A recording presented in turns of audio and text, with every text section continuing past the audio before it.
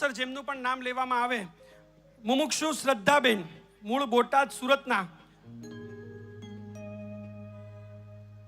સાથે આર્ચીબેન પિંકેશભાઈ જૈન. એક નાની કડી લેતા ગાવ જેવા લાગે છે. રજો હરણ સંગ લગી પ્રીતલડી, રજો હરણ સંગ લગી પ્રીતલડી, પ્રીતલડે પ્રીતલડી, રજો હરણ સંગ લગી. પાર્લા ચિંતામણી પાર્શ્વનાથ જૈન સંઘ તરફથી એક કવર પણ અત્યારે મુમુક્ષુને ભેટ અપાઈ રહ્યું છે. સરસ, ધન્યવાદ.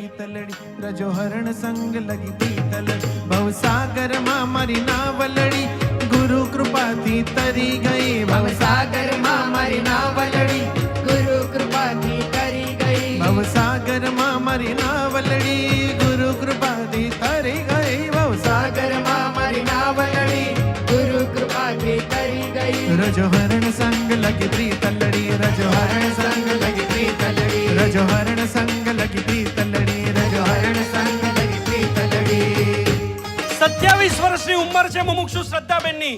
સુરતના રહેવાસી છે. જીવનમાં 3, 4, 5 વર્ષ પહેલા ક્યારેય ઉપાસના પગથિયા ચડ્યા નથી. ફેશન ડિઝાઇનનો કોર્સ ચાલે અને જ્વેલરી ડિઝાઇનિંગની અંદર એક્ટિવ. પણ ફઈ મહારાજ સાધ્વીજી મહારાજ પાસે લઈને ગયા અને પહેલી વાર ગયા. મને એમ કહેતા હતા કે પંચાચારનું પાલન કરવા મળશે કે બધા જીવોને અભયદાન મળશે, એ તો સેકન્ડ મને બોનસને બેનિફિટ મળ્યો. પણ ત્યાંનું વાતાવરણ જોયું, બોન્ડિંગ જોયું, પ્રેમ જોયો, વાત્સલ્ય જોયો અને ત્યાંનો જે સહકાર જોયો, એ જોઈને મને સંયમ લેવાની ભાવના થઈ. પણ પપ્પાની ચોખ્ખી ના, કારણ કે 50 પેઢીએ પણ કોઈ દીક્ષા થઈ નથી. સતત સળંગ 6 વર્ષનો પુરુષાર્થ કર્યો. એક સંસ્કૃતની બુક પણ મુમુક્ષુ કે સાધુ ભગવાનને ડિફિકલ્ટ પડે, સંસ્કૃતની બુક તો કમ્પ્લીટ કરી, ઘણું બધું ભણ્યા. અત્યારે વ્યાકરણની બુક પણ એમની પૂર્ણ થવાના આરે છે. આવા સુરતના મુમુક્ષુ શ્રદ્ધાબેનને તાળીઓથી આપણે અભિવાદિત કરીએ. બસ આપ ઉભા રહેજો. વિનંતી કરું આર્ચીબેન પિંકેશભાઈ જૈન.